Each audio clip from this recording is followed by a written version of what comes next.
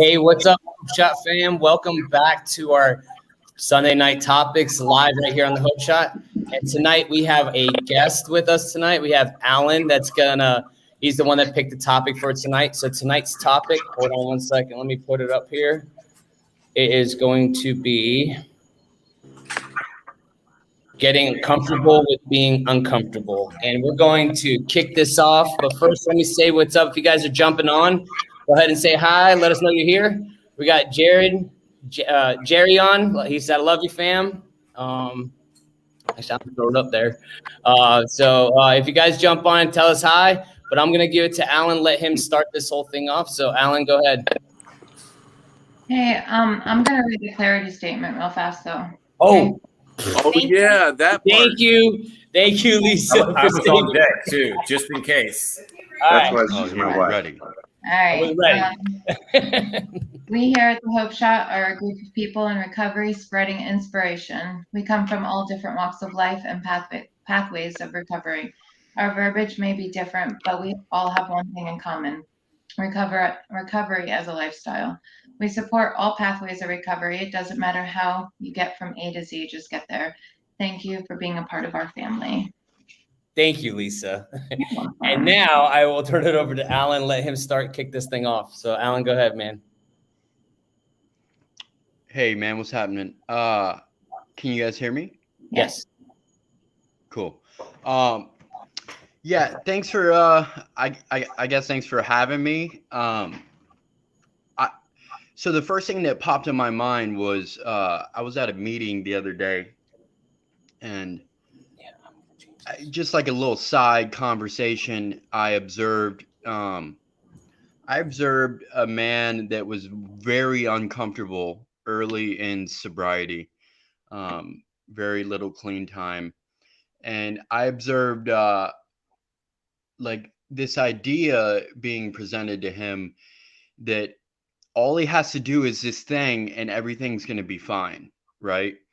And I kept my mouth shut. It was none of my business. I stay in my own fucking lane, right? And I wasn't going to butt in the conversation, but it kind of reminded me a lot of whenever I first got sober. I got sober in 2009 for 5 years, and then I got sober again in January of 2017. There's no way that anyone can spin it any other way other than getting fucking sober or clean sucks, man. It sucks real bad, real hard. And maybe that's not your experience, right? But I'm talking about a large amount of depression, huge amount of anxiety. And it seems like every day that passes by, like if you're working your ass off and you're humbling yourself and you're asking people for help, like you can get through those tough times, right? And then even then it seems like I don't actually have this destination anymore where I'm like, okay, once I get this, once I get that, everything's going to be fine. It used to be, once I get the bottle of liquor and I get all the drugs, I'm going to be good, right? But here's the deal. I'm never actually in a position where I'm completely comfortable, and that's because, this is my opinion, my experience, I don't think I'm supposed to be, man. You know, there's this drug addict, dope fiend mentality that lives inside me that says that I should be comfortable all the time. And I think the reason for that is, you know, the highs that I experience doing drugs, like they're so high. There's nothing really out there that can kind of get me to that point. Other than roller coasters. I fuck with roller coasters heavy. That'll get you there, right? And there's a lot of other super healthy ways to get there. Look, when I go running, I get high from running. Like at the very end, I am very stoned, and it's not a bad thing. It's a good thing, right? But I think what tends to happen is people don't give themselves a chance, and like it's almost like a pay your dues situation, man. I don't want to say you got to pay, like you got to pay your dues, you got to go through this, but for most people, whenever you're first getting sober, man, it's going to be fucking hard and it's going to be uncomfortable. And then whenever you kind of get through that dark time with a lot of hard work, um a lot of humbling yourself and asking for help, like, hey man, how you doing? I'm not fucking doing well, right? And here's why. you know um a lot of pride and a lot of ego has taken a lot of men and women to their grave, right? Because they can't admit that they're not fucking doing well, because they see everyone else acting like they're doing well and everything's gravy when it's not, man. And so, and then as you get further on down the line, I kind of put myself through a lot of struggle. Like, I know that whenever I'm comfortable and I'm in my jammies and everything is great and everything's fine, I'm not necessarily growing, man. you know when I'm uncomfortable, that means I'm working hard, I'm going through some sort of strife. And I guess the crux of what I want to talk about, or like the topic, I guess, is being okay with everything not being okay, right? Not having conditional sobriety. Like, as long as I have a job and as long as I have money and as long as I have old girl and like I got some dopamine flowing through my brain, then I'll stay sober, right? Well, here's the deal, man. This time around at 90 days sober, my sister died, and I was trying to help her get clean and this, that, and the third. And I told myself during a 2-week period of really uncomfortable moments that if I can make it through this, right? If I'm willing to gut this out and be fucking angry and be fucking depressed and this, that, and the third, and reach my hand out and ask for help and do the work, if I can make it through this, there's nothing that can take me back to drinking and doing dope. There's nothing, right? And so like so far so good, right?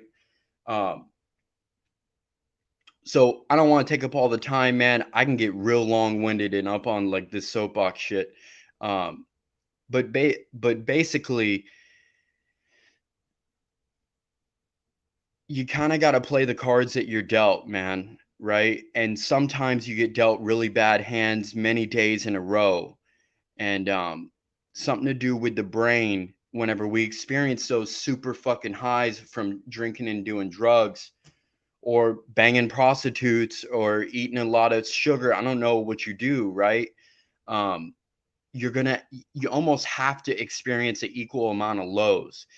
And if you can get with some people and like be honest and level your pride and make it through that tough time, you're going to learn how to lean into being uncomfortable, right? And when you lean into being uncomfortable, it makes it not so bad, man. You start running and shit, like being real uncomfortable for like hours at a time, right? So anyway, yeah, that's what I got to share. Thanks for allowing me to share. Hey, thanks, Alan, man, for being here. Thank you for the topic. We appreciate you, man. It's always good to have new faces, new perspectives, So, hey, guys, if you're watching this, I would like to say, please share our live video. And you never know who this video might help, or somebody that might be going through something and might hear this message and just actually might, take a second shot at it, Also, I'm going to say what's up to Ashley. What's up, Ashley? Kelsey, Roy, Jamie, Christina, Melissa, another Christina, and April. What's up, April? Welcome back. And then I'm gonna give it over to Johnny, man. Johnny, let's hear your kick on it. Hold up, let me get you unmuted. There we go. All right, you hear me? What's up, family? So, yeah, thank you, Alan. I thought it would be a good idea to get somebody else's little topic action and mix it up a little bit, man. And Alan's been part of my journey since day one, since I moved here in 2012, man. And I've got to grow up with this guy and experience a lot of highs and lows together. And I'm grateful for that shit. I really am.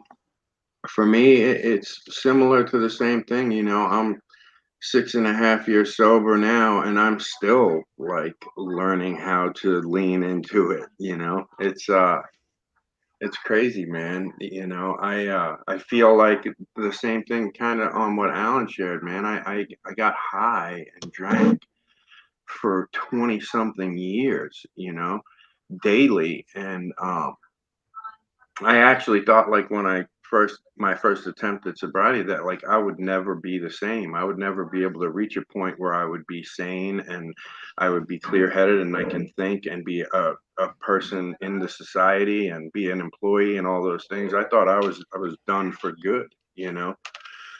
And you know, from the beginning, man, I'll just share on now my life. You know, this is not my first time in recovery either. Like Alan shared, I attempted 2012, went back out in 14, and came back in 15. You know, but and each time I did it, it was like a whole new set of awkwardness and a whole new set of uncomfortable.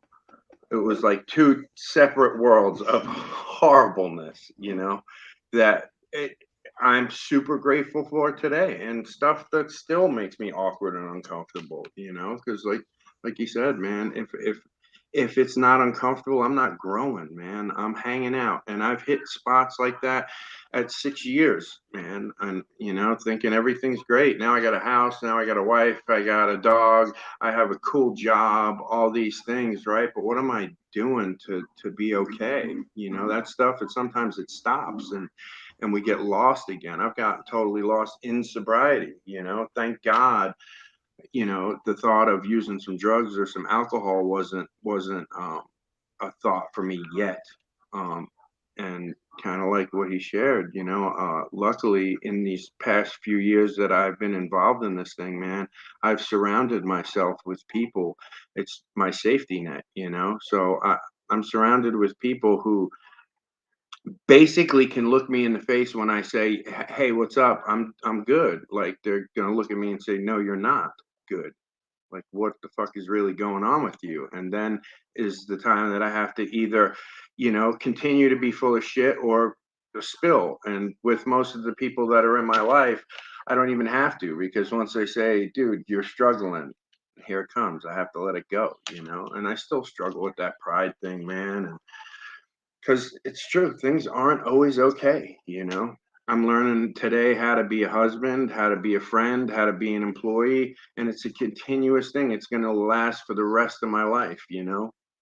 But I know for a fact that if it's comfortable, then what is it? I'm just coasting, or I'm going backwards, really, you know. I can remember, this is the one thing I always share about it because it's so prevalent. I went into the prison on Friday, and I got to sit with these guys, man, who I was in the same circle of guys, right? I go to this prison now twice a month with one of my mentors, and it was just the most amazing thing. And what I shared is like, you know, when I came here to Ocala and I met people like Alan and Jay and my crew of friends, right? That I didn't know them from a hole in the wall when I met them. And you know, they were talking about their job and their girlfriend and you know, how they're going to buy a house and they're working on this, and I did not speak that language. It was the most awkward feeling of, you know, that I'd ever felt. I didn't, that language was unfamiliar to me. I could tell you about prison camps and dope and you know, these chicks I used to hang out with and all that crap, right? But when you started to talk about business or having a solid friendship or relationship, I did not speak that language, you know. And so recovery taught me how to do that. My first time around, I got to, oh, like maybe I'm not crazy, maybe I can do this. And then I went back out and I came back totally on full retard again, like, you know, even worse than the first time I came around. And it was, and that time I'm like, this is it, man. I'm not coming back from this one, you know. And And eventually I did. And I knew it wasn't even like, you could call it God, you could call it the universe, you could call it whatever, if it was my conscience. But I had these messages that were coming to me, and it was, you want to get well, you're going to have to go through awkward in order to get to the other side. And so this time around, man, I surrounded myself. See, the first time I hung out, mingled with people that I went through treatment with, people that didn't have much recovery, who were acting a fool. This time I surrounded myself with people who were successful in recovery, in business, in life, in relationships. And again, that was so fucking awkward for me, man. You know, again, I didn't speak the language, but I knew just from what I had experienced before, and, you know, watching these people that I looked up to, man, that if I hung around long enough, maybe some of this stuff would work in my life. And it has, man. It's become full circle to me. I still some days can't even believe. I had the most surreal experience just on Friday, sitting in a circle full of convicts, sharing that, and then dudes like speechless saying, that's me. I can't speak that language. I'm totally awkward. If you stick me in a crack house, I can roll. You could stick me in a trap house, I can talk. But you put me around somebody who's talking about business or relationships, I'm done. I have no idea. You know, and recovery has given that stuff to me, man. And it's one of my greatest gifts. I was able to show up in my mother's life when she passed for 3 years and let her see me sober. I show up in my nephew's life. You know, that's just all the stuff that comes with really doing this stuff. And there was there's 6.5, there's 10 years of awkwardness in that, almost daily, right? But magic comes from it, man. So I'm done. I'm not going to blabber. I'm going to pass it back to you, Jay. I love you, Alan. Thank you very much for coming. Hey, thanks, Jay. We appreciate you coming on and getting on and come on with us. Ooh, there's something in the back. But so anyways, I'm going to pass it off to Caesar now. Let's hear Caesar's take on this. Well, everybody. Man, I don't know who was giving that guy advice, but in my experience, the moment I stepped foot in recovery and was serious about it, it was extremely uncomfortable. Walking up to some guy and asking him basically to show me how to live, that's worse than like asking somebody to prom. When I know they're going to say no, you know, it's like, man, it just, everything's been uncomfortable, but you know, I was super comfortable in stuff that normal people wouldn't be comfortable in. I was comfortable in misery, you know, in my own mess, because my mess was familiar. Being locked up, you know, every other week was familiar.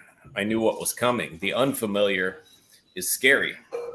So I go ask this guy, you know, to show me what he did, what he does, you know, what he did to get sober, what he does to stay sober. And he says yes. Well, actually, my wife's over here.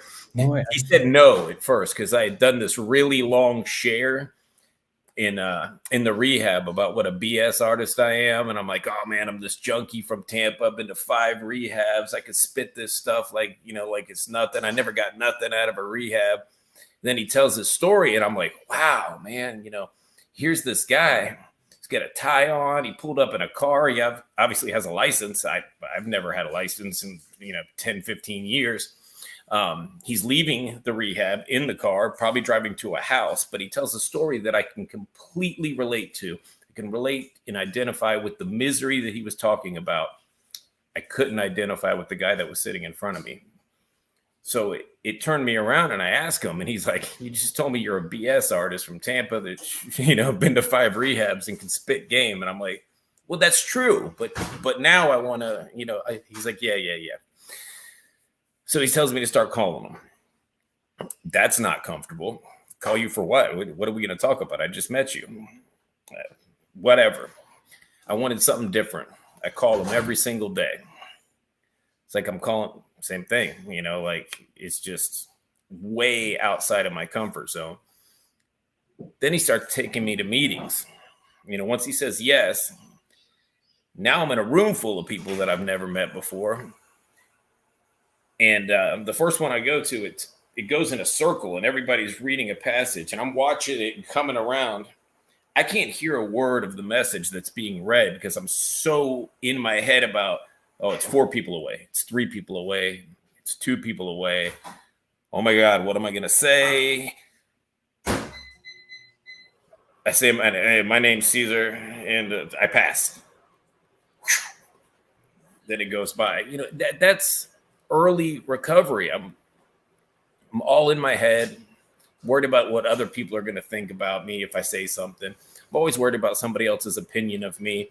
Mind you, I'm wearing the clothes that they gave me out of the indigent closet with burn holes in it. You know, I don't have $1 to my name, but I am super worried that I'm not wearing the right shoes. They're not even my shoes. So whatever. And it's been like that ever since. You know, I moved down the line, things start getting better. Somebody asked me to speak in front of like 200 people. That's super uncomfortable. I got to stand up on this stage, tell my story, a story I know because I lived it, but I got to say it in front of all these people. And I can't remember what I did in life. I'm blank, you know, like I literally lived it. It's my story. And I'm like, oh my God, what do I do?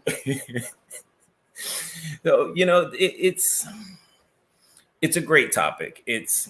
I had to get comfortable being uncomfortable because it's all uncomfortable every day. I'm living a new life that I'm not familiar with.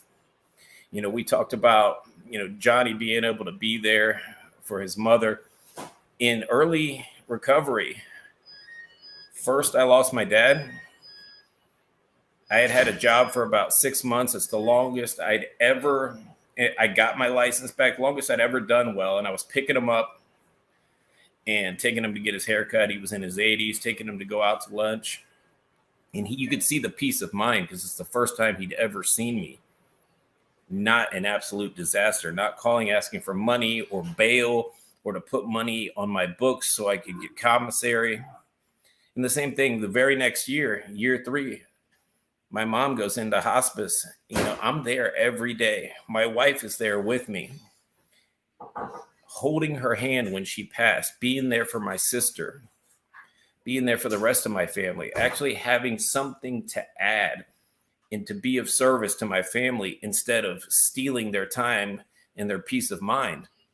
Was any of that comfortable? No, but I walked through it instead of trying to juke and jive around it or run away from it. And I'm stronger when I come out the other side of it. So I've got years of evidence now that tells me if I walk through these uncomfortable situations, A, I'm stronger for it. And B, I have an experience to pass on to somebody else when they go, I don't know if I can stay sober through this. I can say, yes, you can, because this is what I did. I reached out. I made 200 phone calls a week because I don't know what I'm doing. That's uncomfortable. I never know what I'm doing because this way of life is still brand new. You know, I got 30 something years of living one way, and I got 7.5 years of living this way. You know, that may seem like a long time, but I'm a baby at being an adult. You know, maybe a toddler. I'm kind of waddling around, still wet myself sometimes. You know, I'm a toddler in sobriety. It's a fact. Am I better at life today than the day I walked in? Absolutely. Am I perfect? No. And do I still need the tools that I was handed at day 1, at year 7.5 or wherever I am? Yes. I still got to call people every day and talk to them and share what's going on up here because it's crazy up here.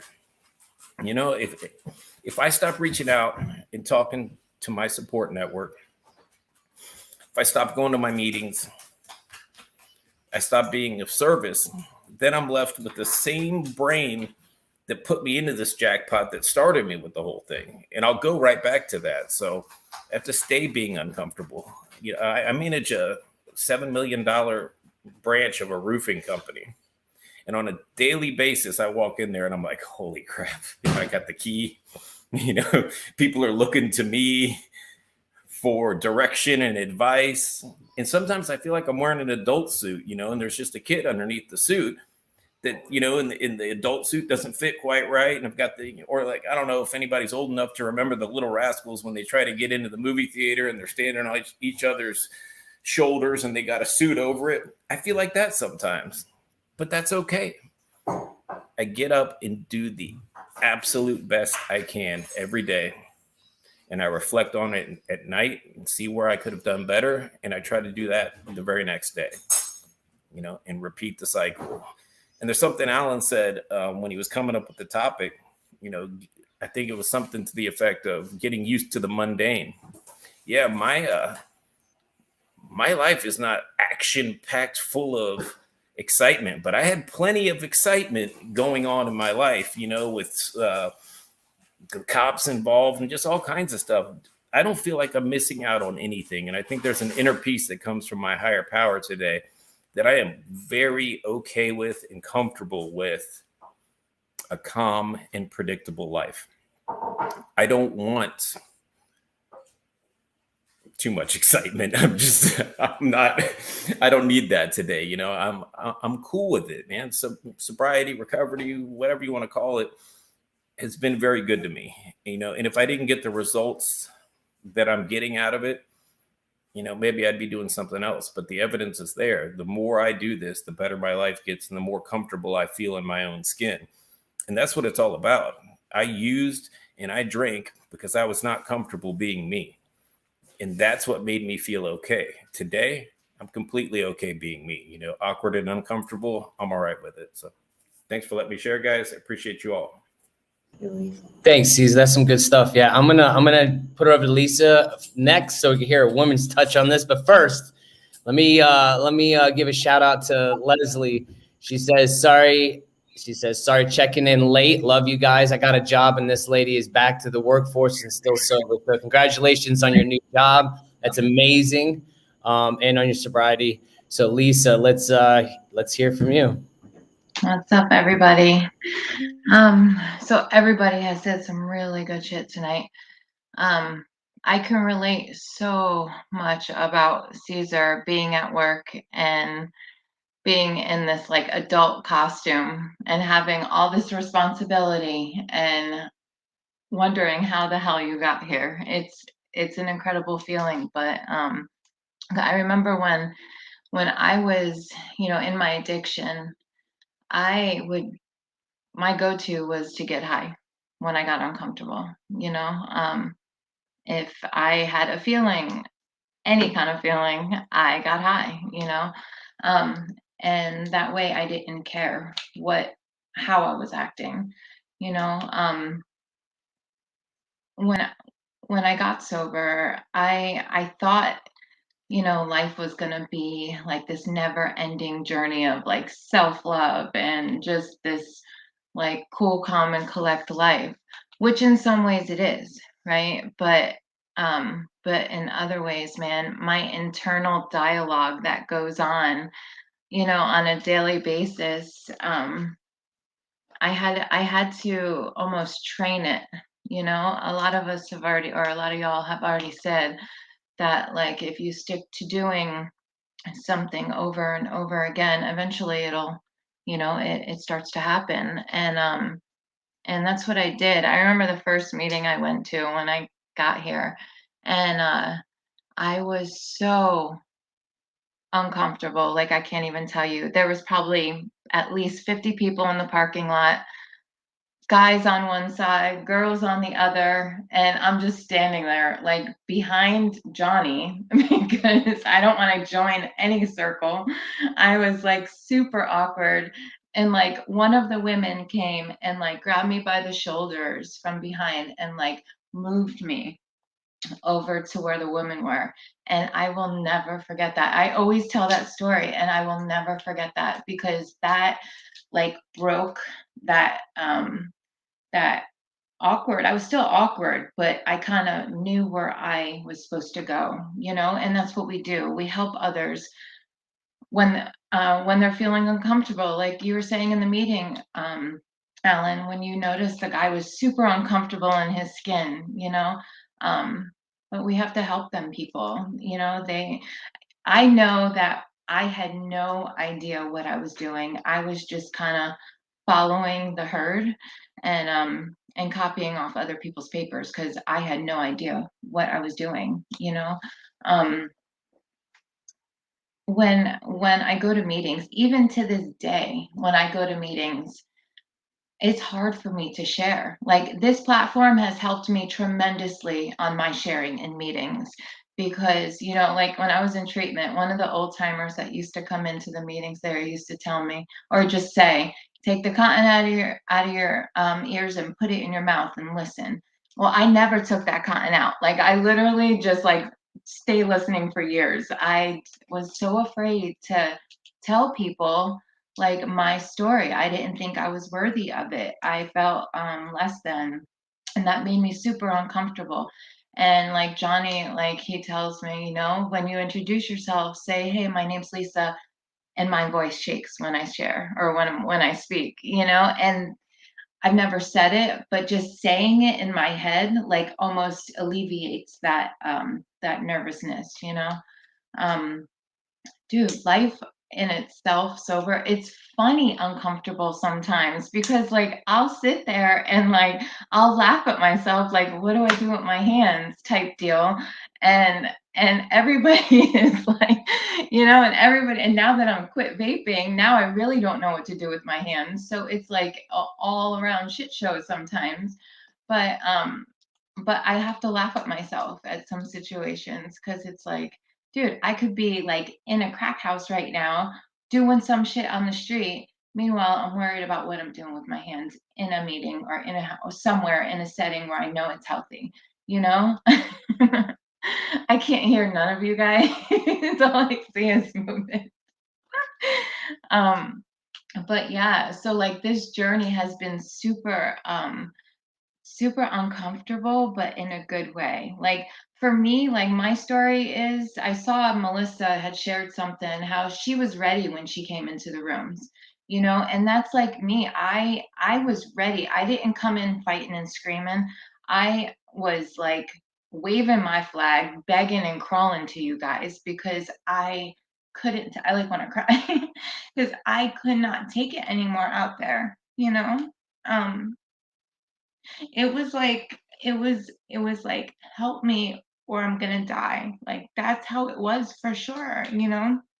So like I was okay with being uncomfortable, asking somebody to be my sponsor. that that was like that was one of the hardest things I had to do, but it was super cool. And like when we do this process,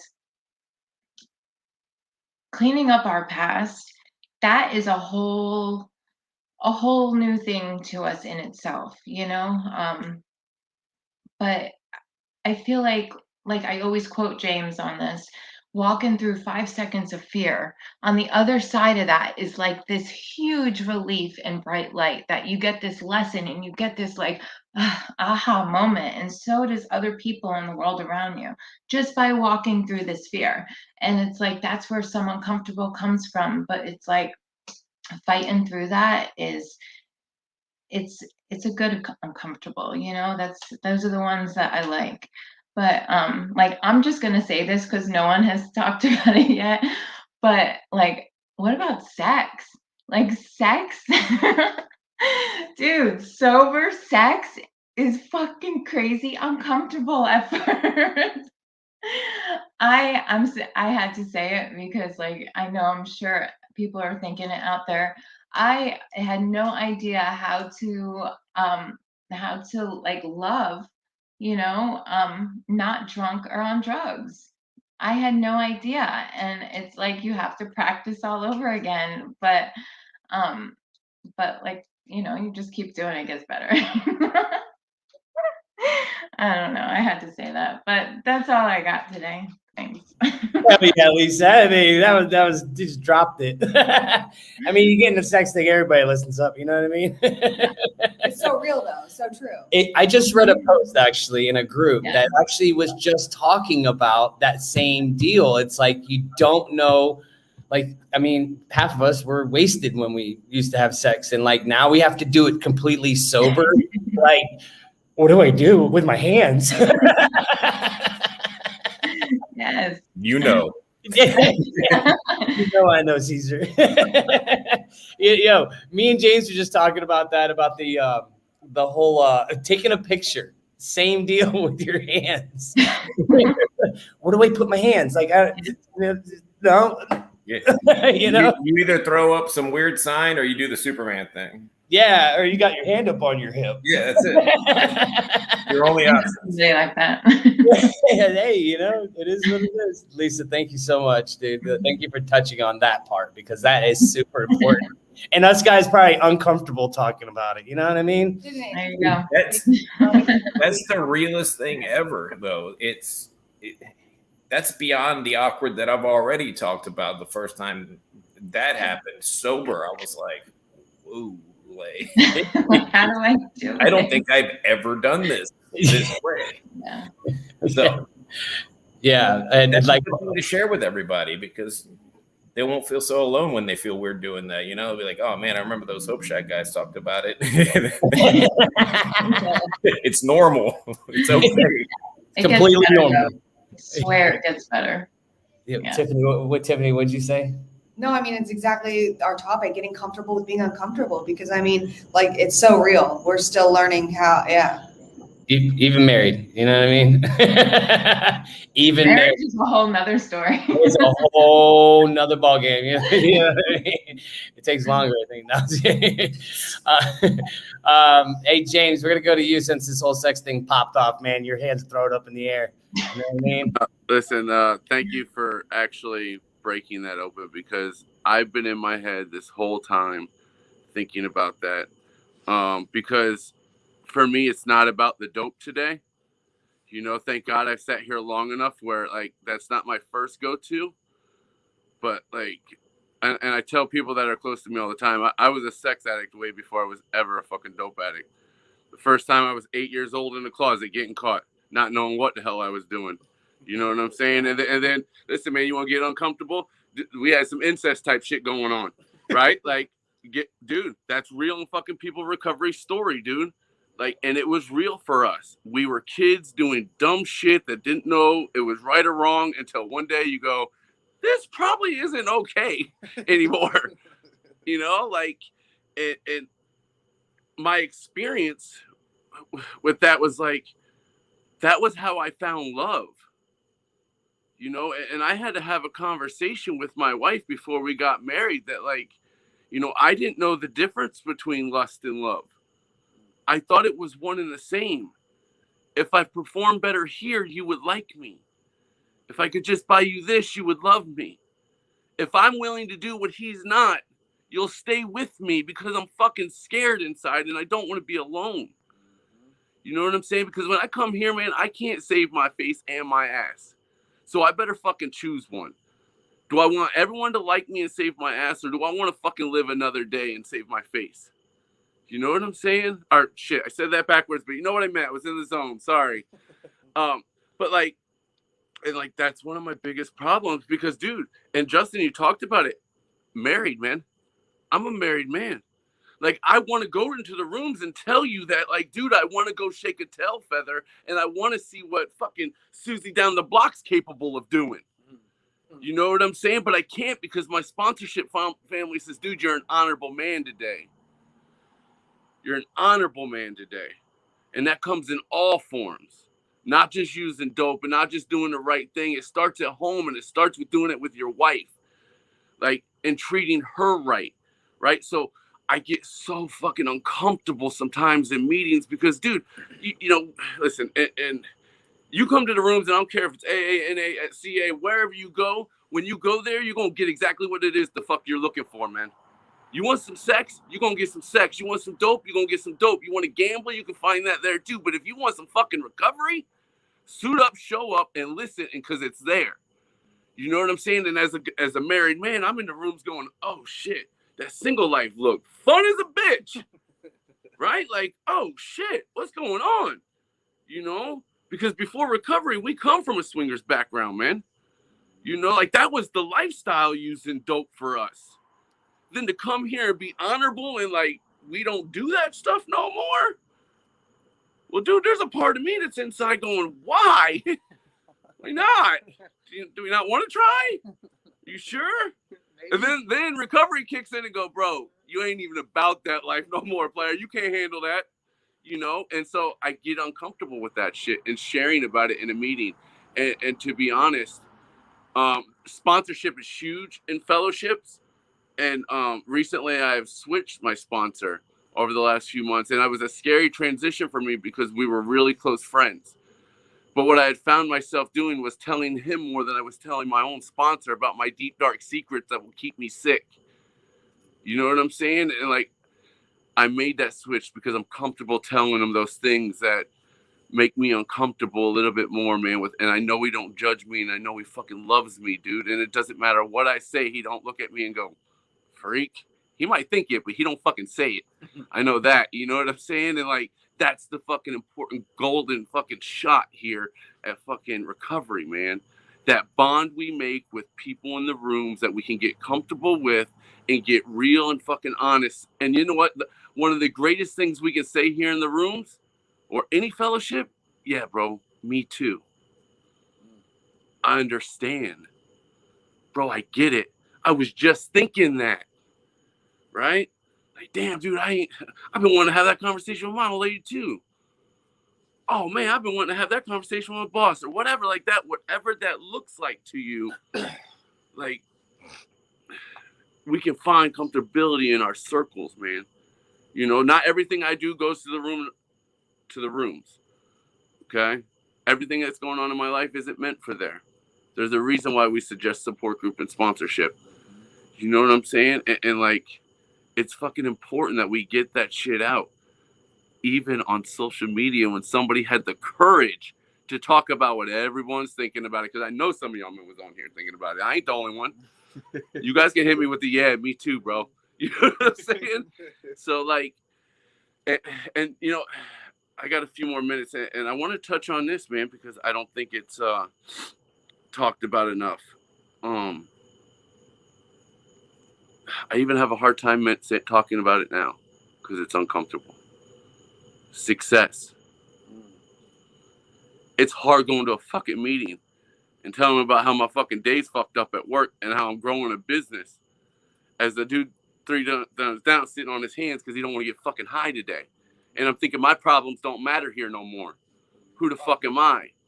You know, and like I carry this burden, and meanwhile I'm in my truck driving around going, they don't get it. If I could just swing into this bar, take one fucking shot, escape reality for 15 minutes, you know? And like, even during you know, we just celebrated 4 years again, and like, my life is completely different today. Like, amazing. I'm a pillar to my community, bro. And I can say that like proud, you know, but it's hard to say it there in the room's proud because I feel I don't want it to come off as better than, and I don't know how to share my story. And like, sometimes I forget that like the way I learned was through the 12 steps, man. And like, I got to share my experience, bro. And sometimes that experience we talk about ain't all about how did I stay clean today. Sometimes my experience is telling you motherfuckers, I'm living my best motherfucking life. Follow along. Come on. Get in. Ride with me. I'm living my best fucking life because of the rooms. You know, finding recovery, man. Like, and if y'all want in on this and you want to get uncomfortable so you can get comfortable, we should talk about that. Get uncomfortable to get comfortable for a little bit. Get out of the chaos, get out of our heads, get out of that sickness. Come to where there's some peace and comfort and love. Find that road with us. Jump on this journey with us, man. All right, I'm done. I'm sorry. I think I'm rambling. And I'm really excited because this is a really good subject for me. So somebody said sex, and I was like, yeah. I know. I knew it. Your hands are like, oh, my God. So can I share something real quick? Yeah. This is a little personal, but I don't think Lisa will mind. So when we first like you know, started exploring the idea of us being together, because most of you guys know our past, right? Like, we were in a relationship years ago. We ripped, ran, robbed, did all that crazy stuff together, and we were in love with each other then. But we were both living that life where it came with, like what you said, James. I was doing other things, she was doing other things, and we decided then, like, if we're supposed to be together, we will. But this is just not going to happen, right? And then so fast forward years later, she comes up, she gets sober, and when she first got here, I was like, you know, I backed off Lisa. I wanted to have her own experience and all that. But I knew in my heart that we were going to be together, right? But I was still kind of doing my thing. She was, you know, in treatment. She was having her experience. I was living my life. She hadn't been around me in years. And so we started to have these conversations. And she said to me, if we get together, babe, like, now, mind you, keep this in mind, this was when she was probably about 4 months sober. But she said to me, if you want to be with another woman, like, don't ever do that to me in this community. Don't, if that was the deal, like, we could find a woman together and that would be what we would do. And I'm like, God, I knew you put her back in my life for a reason, right? So, but wait a minute now, I'm not done. So then we're getting married, right? I proposed to her years later, and we're getting married. Before we get married, I'm like, hey, remember that time that you said? And she's like, yeah, that shit's done, bro. and that's the end of my story. and I was totally okay with that. You know why? Because I said to her, even when she said that to me then, I joked about it and I shared it with some men in my life, and they were like, dude, if that girl is willing to fucking do that for you, you better fucking change your life. And I went back to her and I told her, you know what? I would never fucking do that to you. Only because you were fucking willing to say something like that to me, I will fucking devote myself to you only. And that was her thinking in early recovery and my thinking in early recovery. You know what I mean? And man, shit has changed. She reminded me real quick too. But that's it. Hey, that's good stuff. Thanks for recapping that. Hey, at least he knows, you know. No I question figured asked. while we were on the subject. Yeah. All right, thanks, James. Thank you, Johnny, for sharing that. I'm gonna let Tiffany put her little 2 cents into this and see what it's like to her.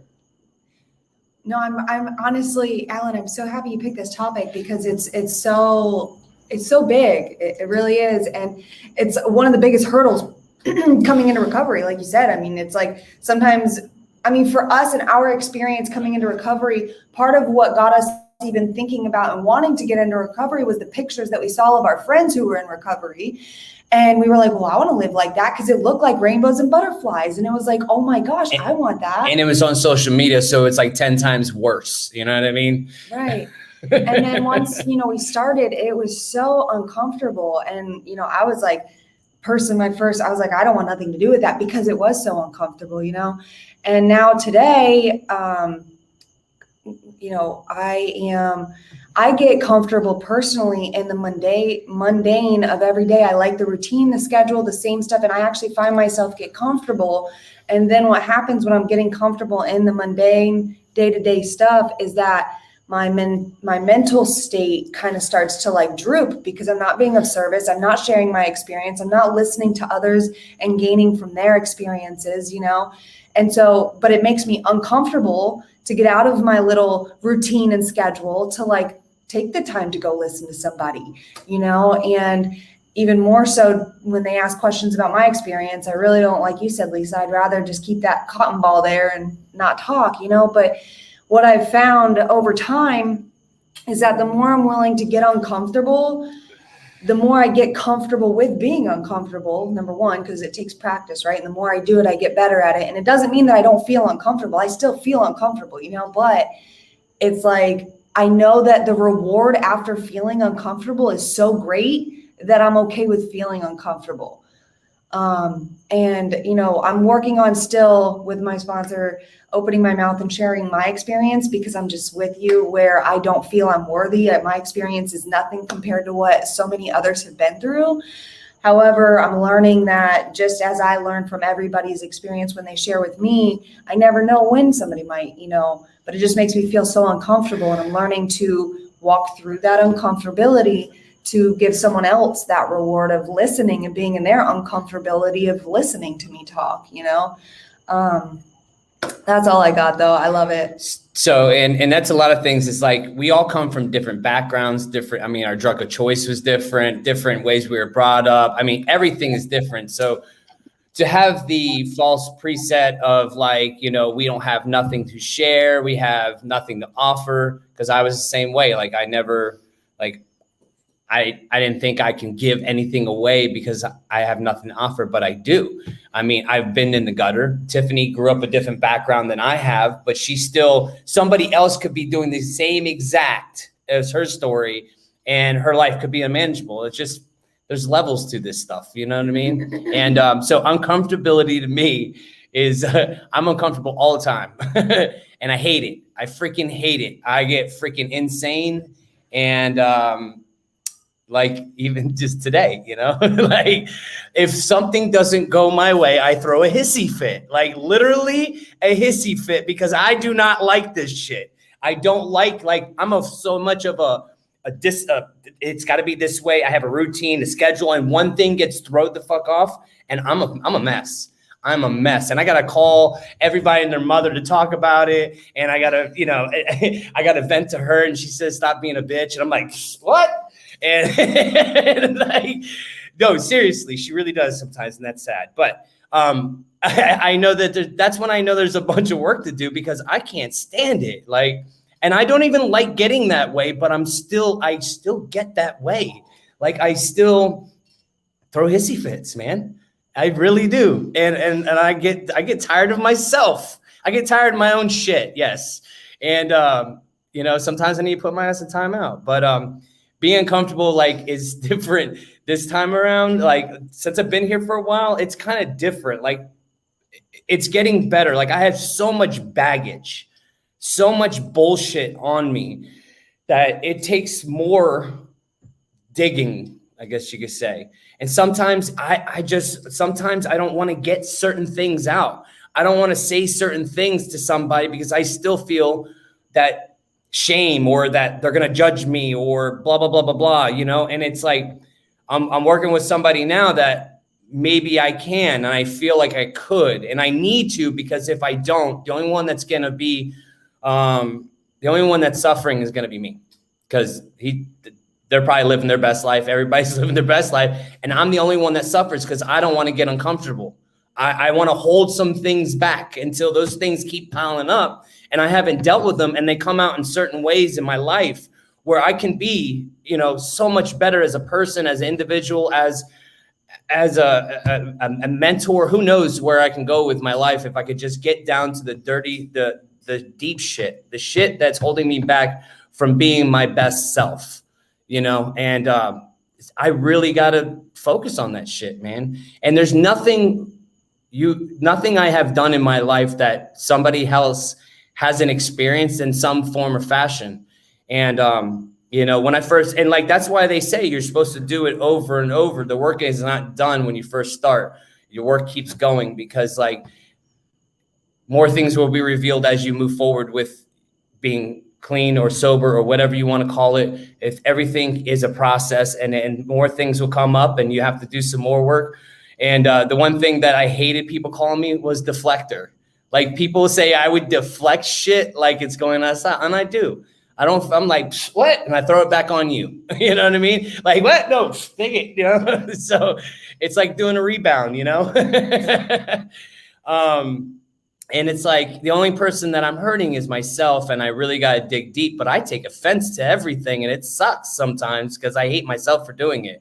And it just shows that I need to do a lot more work. And sometimes that work is uncomfortable, but we have to get through it in order to be our best versions of ourselves. So we may help somebody someday, or we may be able to be a great asset to my wife or my children or whoever is that I come in contact with. And, you know, I just keep doing the work, and I keep trying to get uncomfortable. And another thing, be uncomfortable. Fear is huge. That fear, bro, fear of like, if I do this in my, like, for instance, business, sometimes it's the most uncomfortable thing you could do. And James knows this, and he was talking about it. But when you're in business, man, you got to take risks, the risk factor. And being an addict in business is hard sometimes because it can affect us sometimes more than what other people get affected by it sometimes, you know? And like when people don't do what they're supposed to do, or if you make a business decision and it doesn't go the right way, like having the fear to overcome, to move forward in business, I hold myself back a lot. I just had to downgrade in my business and it sucked, man. And I felt like a fucking straight up failure because of it. But we had life show up, man. And, you know, I didn't use over it. I didn't freaking, you know, I just went with the punches and kept moving forward. But I didn't know if I wanted to get rid of this one thing that was costing me a lot of money. And it was fearful because I'm like, you know, I don't know if it was going to like hurt me or if it was like a good decision to get rid of it or if it wasn't. So I held on to it. And then finally I just gave up. Like even the last day I was like, well, maybe if we just, you know, and I'm trying to hold on to that son of a bitch, man, when I know it's a good decision. And then I call a bunch of people like I do. And they're like, stop, bro. Just, it's a good decision, you know, and we can make our own problems out of the littlest situations if we hold on to it too long. So anyways, that's all I got. And so if you guys want to add anything, I know, Alan, I don't know if you want to add anything, man, comment on what we talked about or anything like that since you were first up. Yeah, man. Look, I really appreciate, I'm really glad Johnny asked me to do this, man. I was going to go to a big book study and fuck that big book study, man. You know, like, I'm really glad that I went to this. I really appreciated what Caesar had to say as well. And I think the only thing I really want to add is, you know, in my brain, like early on and even now, I have all these instances of me like cowering down to life and living only in fear. But something has happened, man, once I started to embrace like walking through like fucking running into the fucking flaming building, so to speak. And like, okay, this is the thing. Like, I have no idea about credit cards, no idea about credit in any way, shape, or form, right?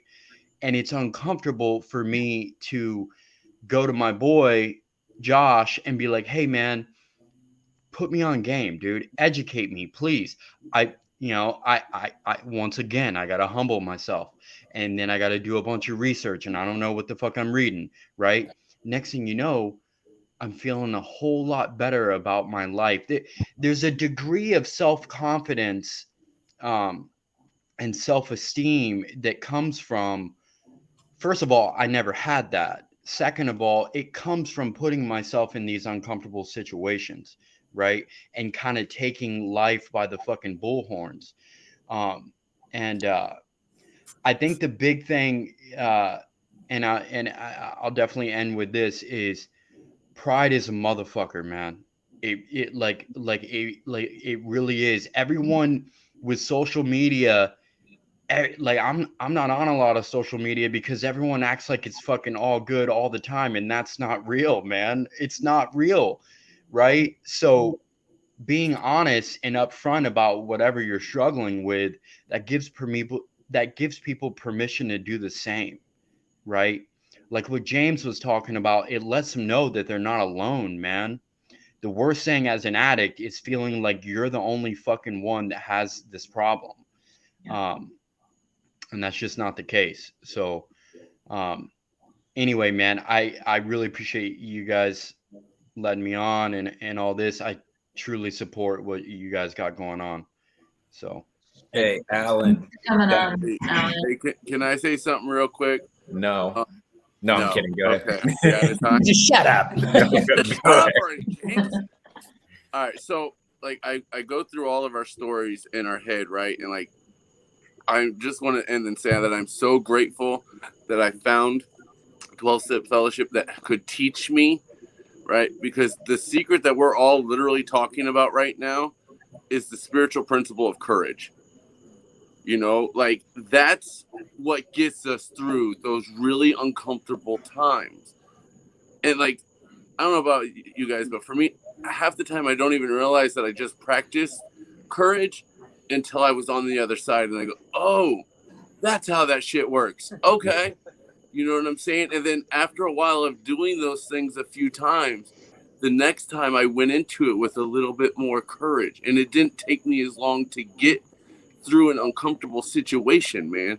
Like, there's a reason we're practicing these principles in all of our affairs, dude, because they work.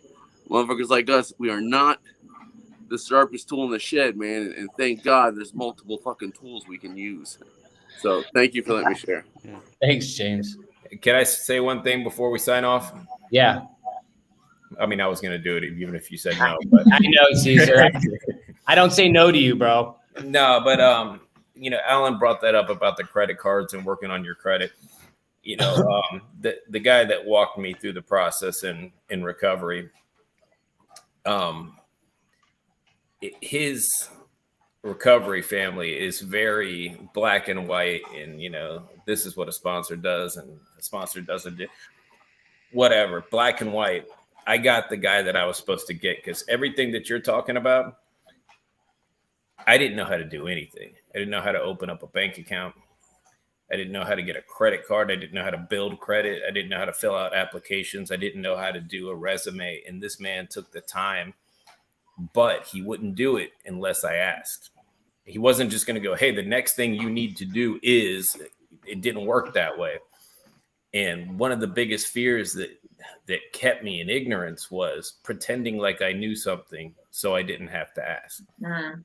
You know, I would never learn something because I'd pretend like I already knew, because I was afraid to ask and say, hey, I don't know how to do these basic life skills. But he made me comfortable enough for me to be able to say, hey, I got a job now, so I have to have a bank account to put the money in. How do you do that? How do you get a debit card to pay for things? Like it was, you know, like I said, I was a toddler. You know, I didn't know how to do those things. Somebody took the time. So now when somebody's been locked up 10, 15 years and they get out, they ask me for help. I freely tell them how to do these other things that are completely outside of recovery, because somebody did that for me. And I know what it feels like when everybody around you seems to know how to life and you don't know how to life, but you pretend like you know how to life. It's a crappy situation to be in. So I appreciate you bringing that up, because we can't be the only ones that feel that way. So hopefully somebody out there gets a little hope from it. You know what? One thing is, like, when we first get in recovery, the most humbling experience is asking people for help in all areas, because like I was the figure outer. I'm a perfectionist. I want to do it myself. I want to figure out, even if it's wrong, I want to figure out, but where has that led me my whole life? You know what I mean? And like, so that's where like that growth comes from, that, just that alone, just even asking somebody, you know what I mean? So. Yo, can we just go ahead and say it? Alan, are you coming back next week? Because we really all fucking enjoyed you, bro. Yeah. Oh man, I'm down. Yeah. I'm super down. What time? Same time. 7:45. Same time. Yeah, but Every week at 8. yeah. Same time every Sunday is where we meet. So, hey, Alan, thank you so much for being here tonight, man. You really brought. Thank you guys for real. It was a great meeting. Thank you. And with that, we'll close. And I just want to say, guys, join us this Wednesday, 8 p.m. We're going to have another episode of Addiction to Success, where Hunter is going to share his story of his journey from active addiction to recovery. And we hope you join us tonight at that Wednesday at 8 p.m. Sorry. And thank you all for being here, for your comments, for joining us, for being with us, and hearing our message of hope. And Remember, you are not alone. definitely not alone. We're with you. Yeah, here. Get uncomfortable. It's okay. All right, guys. I love you guys, man. Physically awkward. See ya. Goodbye, everybody.